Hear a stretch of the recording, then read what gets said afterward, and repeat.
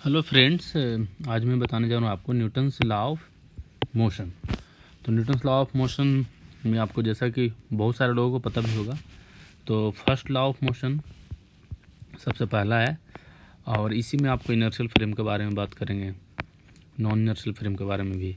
फिर second law of motion, और second law of motion के बाद जो है फिर हम आपको जो मेन हमारा होगा वो है systematic algorithm for writing equations from Newton's law. Newton's law जानते हैं, लेकिन न्यूमेरिकल में उसको कैसे अप्लाई करेंगे और लिखने का तरीका क्या है। तो उसी में सिस्टम के बारे में बात करेंगे, फोर्स का आइडेंटिफिकेशन कैसे करेंगे, फ्री बॉडी डायग्राम कैसे बनाएंगे, और इक्वेशन जो है वो आप कैसे लिखेंगे, to apply law of motion कैसे करेंगे। तो सिस्टम को डिसाइड करना, फिर आइडेंटिफाई द फोर्सेस, फिर make free body diagram, choose axis and write equation. तो ये है। फिर इसके बाद एग्जाम्पल है। तो इस लेसन में देखता हूँ न्यूटन थर्ड लॉ और उससे जुड़े हुए जो टॉपिक है उसको मैं चाहूँगा नेक्स्ट लेसन में करने का। तो इस तरह से मैं 2 लेसन में बहुत सारी चीज़ें कवर करूँगा और ये न्यूटन्स लॉ को कंप्लीट करूँगा। फिर इस पे बेस्ड न्यूमेरिकल्स होंगे, ठीक है। तो आइए सबसे पहले न्यूटन फर्स्ट लॉ से स्टार्ट करते हैं। तो आप इस पूरे लेसन्स को अच्छे से देखिए, तो आप न्यूटन्स लॉ से रिलेटेड जो भी फिजिक्स के न्यूमेरिकल्स हैं वो मतलब मैं आपको विश्वास दिलाऊं कि आप 100% सोल्व कर पाएंगे और अच्छे प्रैक्टिस के बाद और अच्छे से कर पाएंगे। तो फर्स्ट लॉ ऑफ मोशन क्या बोलता है कि if the vector sum of all the forces acting on a particle is zero, then and only then the particle remains unaccelerated. कोई भी आप एक ब्लॉक लीजिए और उस पर लगने वाले टोटल फोर्स ले लीजिए, F1 F2 F3, ये सारे फोर्स का सम अगर जीरो हो गया तो इसका मतलब क्या है कि ये जो पार्टिकल है वो किस में था, अनएक्सिलरेटेड, मतलब रेस्ट में था। मतलब इस पार्टिकल का जो एक्सिलरेशन वो क्या था, जीरो। फोर्स जीरो हुआ, इसलिए हम बोल रहे हैं एक्सिलरेशन जीरो है। या इसको और अच्छे से क्या बोलते हैं कि if acceleration is zero, if and only if F is zero. तो यहाँ पे दोनों ही बातें सही होती है कि एक्सिलरेशन जीरो है तो नेट फोर्स जीरो होगा, या नेट फोर्स जीरो है तो एक्सिलरेशन जीरो होगा। तो आप इस मैथमेटिकल टर्म को याद रखिएगा न्यूटन फर्स्ट लॉ के रूप में। बाकी जो आप ट्रेडिशनली पढ़ते आ रहे हैं उनसे कोई फ़ायदा है नहीं, न्यूमेरिकल इसी से सॉल्व होते हैं कि A zero if and only if F equal to zero. अब इसमें क्या आता है कि a frame of reference in which Newton's first law is valid is called an inertial frame. बहुत सारे स्टूडेंट पूछते हैं कि इनर्शियल फ्रेम किसको बोलेंगे। तो सिंपल और सबसे सरल जो है इसका आंसर यही है कि जिसमें न्यूटन फर्स्ट लॉ वैलिड हो जाए, न्यूटन फर्स्ट लॉ आप अप्लाई कर सकते हो जिस भी फ्रेम से, उसको बोलते हैं इनर्शियल फ्रेम। और जिसमें नहीं कर पा रहे हैं उसको बोलेंगे नॉन इनर्शियल फ्रेम। तो इसलिए न्यूटन फर्स्ट लॉ के बारे में जब ये आप समझ गए तो उसको जब अप्लाई करेंगे तो आपको समझ में आएगा। If not valid is called non inertial frame of reference. और नॉर्मली जनरली अगर इनर्शियल फ्रेम बोला जाता है तो हम किसको बोलते हैं, अर्थ को। Uniformly moving with respect to inertial frame, train moving with uniform velocity. अब अगर अर्थ को आपने इनर्शियल फ्रेम बोल दिया तो अर्थ के रिस्पेक्ट में, ग्राउंड के रिस्पेक्ट में कोई यूनिफॉर्म वेलोसिटी से, यूनिफॉर्म स्पीड से जा रहा है, तो वहाँ पे क्या होगा, उस फ्रेम का एक्सेलरेशन जीरो। इसका मतलब वो भी इनर्शियल फ्रेम कहलाएगा जो किसी इनर्शियल फ्रेम के रिस्पेक्ट में यूनिफॉर्मली मूव कर रहा हो। जैसे ये जो ट्रेन है इसका स्पीड कांस्टेंट है, v = कांस्टेंट। तो इसमें इस ट्रेन में जो कोई बंदा होगा वो अगर किसी भी ब्लॉक का मोशन ऑब्जर्व करेगा तो ये कहलाएगा ट्रेन और जो है इनर्शियल फ्रेम। अब ये बंदा जो ग्राउंड पे रेस्ट में है, ये देख रहा है ट्रेन को या किसी ब्लॉक को, तो इनर्शियल फ्रेम हो गया। और इसके रिस्पेक्ट में ट्रेन या ग्राउंड के रिस्पेक्ट में ट्रेन यूनिफॉर्म स्पीड से चल रहा है तो ये ट्रेन भी इनर्शियल फ्रेम हो जाएगा क्योंकि ट्रेन का एक्सेलरेशन जीरो है। अब इसी तरह से देखिए कि सर्कुलर ट्रैक की बात करते हैं। तो सर्कुलर ट्रैक पे इस तरह से मोशन होता है, ठीक है, एंटी क्लॉकवाइज रोटेट कर रहा है। तो कोई फ्रेम है, कोई बॉक्स है जो भी स्पीड से चल रहा है, यूनिफॉर्म स्पीड है इसकी।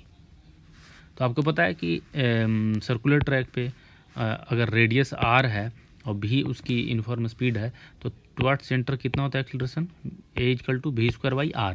तो इसका मतलब ये जो ब्लॉक है, ये जो बॉक्स है, ये जो फ्रेम है, इसका एक्सेलरेशन है। तो ये बॉक्स क्या होगा, एक्सेलरेटेड, इसलिए ये क्या हो जाएगा, नॉन इनर्शियल फ्रेम। तो हमारा मेन फोकस है न्यूमेरिकल सोल्व करने के टेक्निक के ऊपर। तो चलिए, इसलिए मैं फटाफट ये फर्स्ट लॉ, सेकंड लॉ सबसे इंपॉर्टेंट है, न्यूटन लॉ से रिलेटेड कोई भी क्वेश्चन आपको सोल्व करना है, पुली से रिलेटेड जहाँ ब्लॉक इस तरह से हैंग करते हैं, बहुत सारे एग्जाम में ये पूछे जाते हैं, ये एक्सेलरेशन से इधर जा रहा है, ये कितने से जाएगा, टेंशन कितना हो, ये सारे Newton first law second law से डील होते हैं। तो इसलिए न्यूटन सेकंड लॉ को भी मैं इसके फॉर्म में आपको समझाऊंगा। लैंग्वेज जो है वो आप पढ़ एक बार बोल दूंगा। The acceleration of a particle as measured from an inertial frame is given by the vector sum of all the forces acting on the particle divided by its mass. Net force divided by mass ये देगा acceleration. The acceleration of particle measure होता है किससे? Newton second law से। इसलिए A equal to F upon M, इसलिए F equal to M A. तो force का भी डिफिनीशन, एक्सेलरेशन का भी डिफिनीशन दोनों न्यूटन सेकंड लॉ से मिलता है। और फ्रेम के बारे में न्यूटन फर्स्ट लॉ से। A and F measured at the same instant of time. किसी भी ब्लॉक का लगने वाला फोर्स और इस फोर्स के कारण इसमें एक्सेलरेशन आपको जानना है। तो ऐसा नहीं कि 10 बजे आप एक फोर्स को देखें और 11 बजे बोल रहे हैं कि इसका एक्सेलरेशन, ऐसा नहीं है। 10 बजे जिस समय फोर्स आपने इस पर ऑब्जर्व किया उसी समय इसका एक्सेलरेशन बताइए, तभी ये दोनों राइट आंसर होंगे। A for a.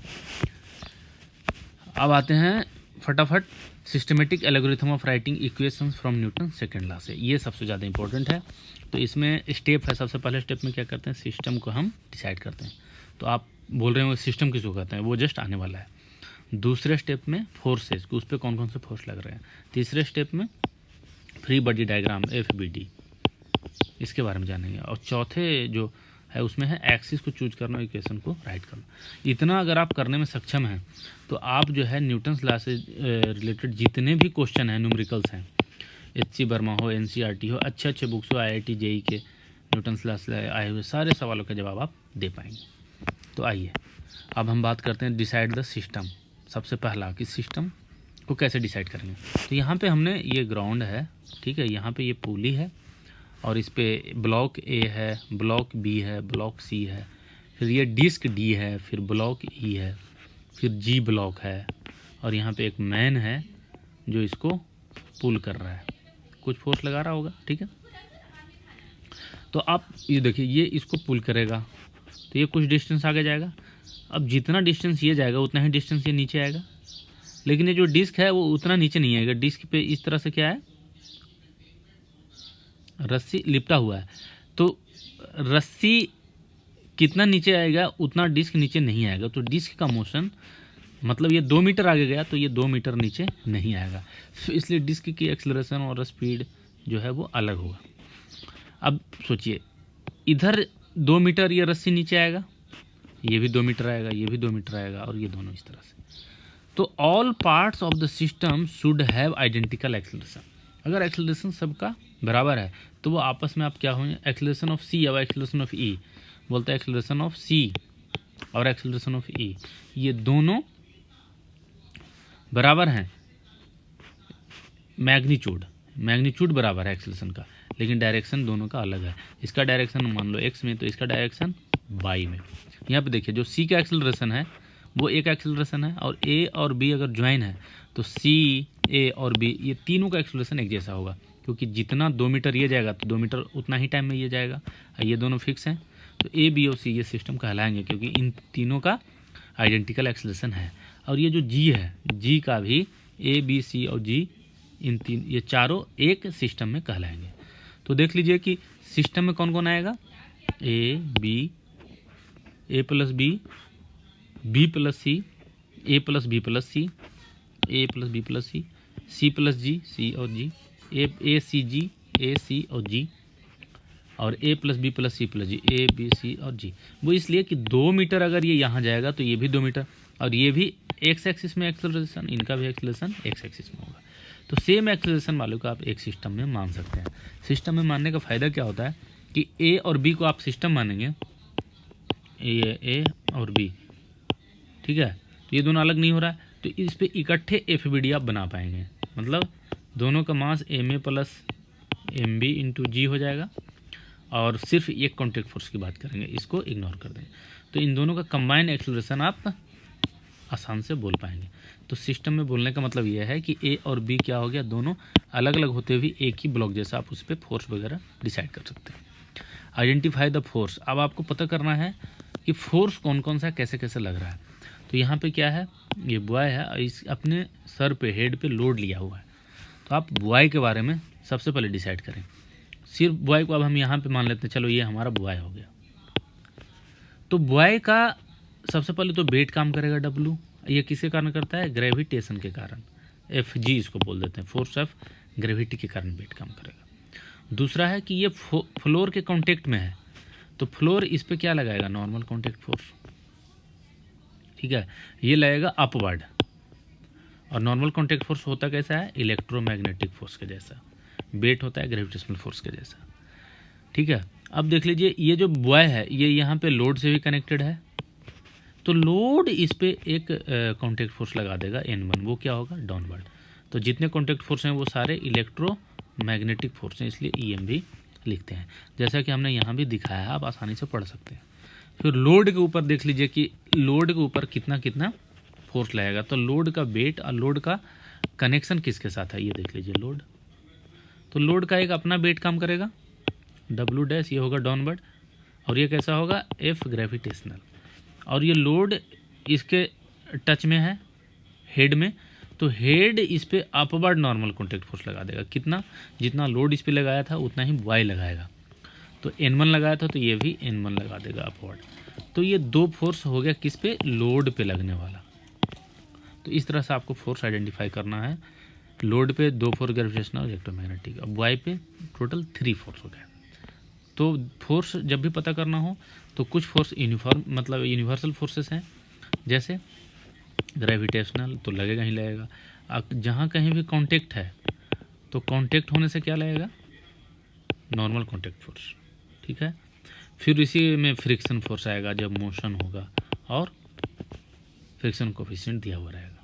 तो कुछ कुछ ये चीज़ें, और जितने जितने जैसे अब ये एक बॉल है, मान लीजिए यहाँ पे एक है ब्लॉक, यहाँ पे एक है ब्लॉक, यहाँ पे एक है ब्लॉक, इस बॉल पे कितने कांटेक्ट फोर्स लग रहे हैं। तो देखिए यहाँ पे कनेक्टेड है तो ये इस पे इधर लगाएगा एक नॉर्मल कांटेक्ट, यहाँ पे कनेक्टेड है ये यहाँ पे लगा देगा, यहाँ पे कनेक्टेड है ये इस पे लगा देगा।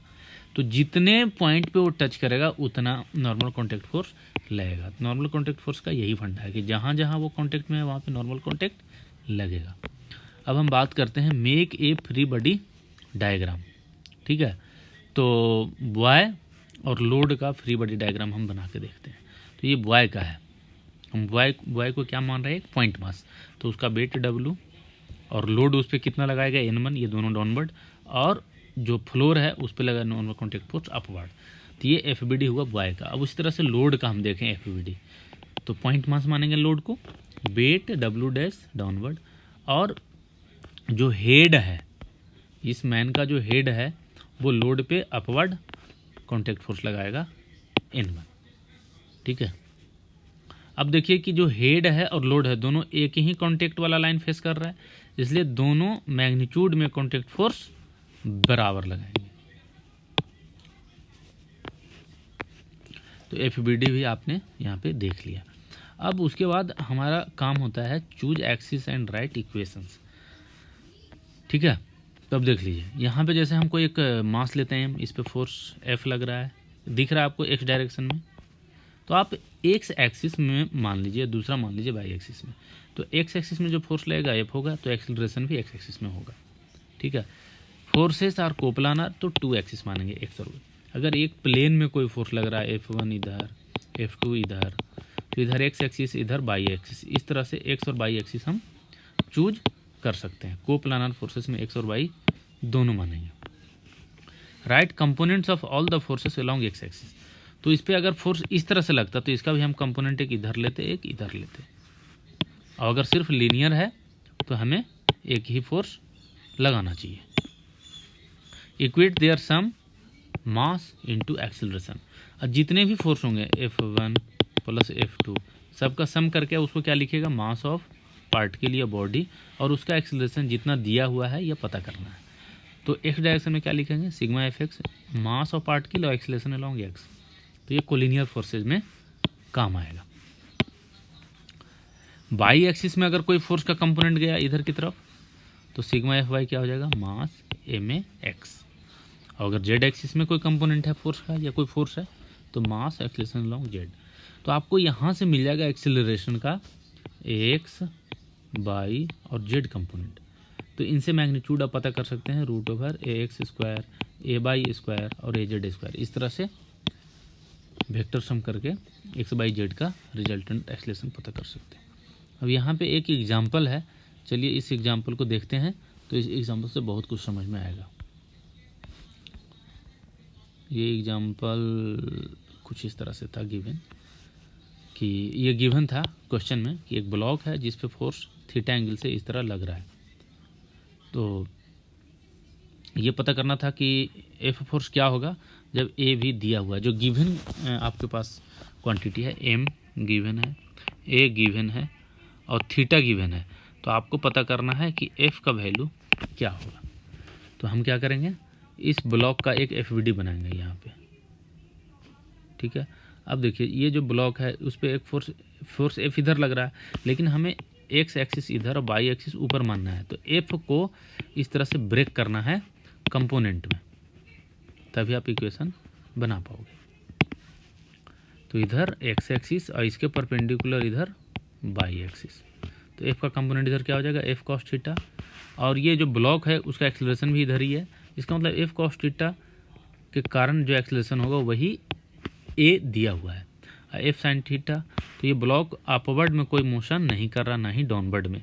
तो अपवर्ड और ये डाउनवर्ड का नेट फोर्स क्या हो जाएगा, 0। अब लिखना शुरू कीजिए सिग्मा एफ एक्स। तो इधर कितना फोर्स है एक्स में, तो आपको क्लियरली विजुअल है F cos theta equal to M A, और sigma F Y F sine theta minus M G plus N equal to 0। तो एफ इक्वल टू क्या हो जाएगा, M A by cos theta. और इक्वेशन 2 से देखिए, तो हम एन इक्वल टू यहाँ से निकालना चाहेंगे। तो एन इक्वल टू क्या लिखेंगे, M G minus F sine theta. तो N equal to M G minus, और एफ का वैल्यू क्या रखेंगे, एम ए कॉस थीटा। और इसको थोड़ा सोल्व कर लेंगे। तो N equal to M G minus M A tan theta. तो इस तरह से आप ये समझ में आपको आ गया होगा कि किस तरह से हम फ्री बॉडी डायग्राम बनाएंगे। और बाकी जो है हम अगले लेसन्स में आपको और भी चीज़ें बताएंगे, जिसमें न्यूटन थर्ड लॉ से स्टार्ट करेंगे। तो आपको ये कोर्स कैसा लगा ज़रूर बताइएगा, और हमारे चैनल को ज़रूर सब्सक्राइब कीजिए, ताकि कोई भी और नया वीडियो में बनाऊं तो आपको सबसे पहले मैसेज मिल जाए। और कमेंट कीजिएगा, कोई टॉपिक्स हो तो आप बताइएगा, उस पर ही मैं वीडियो लेक्चर बनाऊँगा। और शेयर कीजिए दोस्तों के साथ मेरे इस वीडियो को, ताकि ज़्यादा से ज़्यादा लोग इससे अपने आप को लाभ ले पाएँ।